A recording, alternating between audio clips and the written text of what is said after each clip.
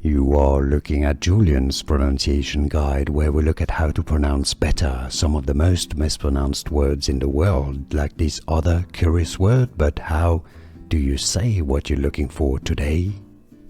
Let's learn how to pronounce this word. This is not exactly a word, it's a suffix that goes at the end of a phrase.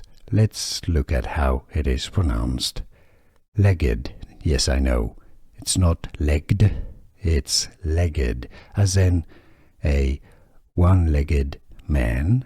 A man that has only one leg is a one-legged man. Legged, legged. Or a three-legged dog, for example. Three-legged or one-legged, for example.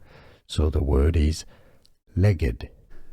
Here are more videos on how to pronounce more confusing words and names too many mispronounced. Like this video if you found it useful. I appreciate your support. I'll see you soon and thanks for watching.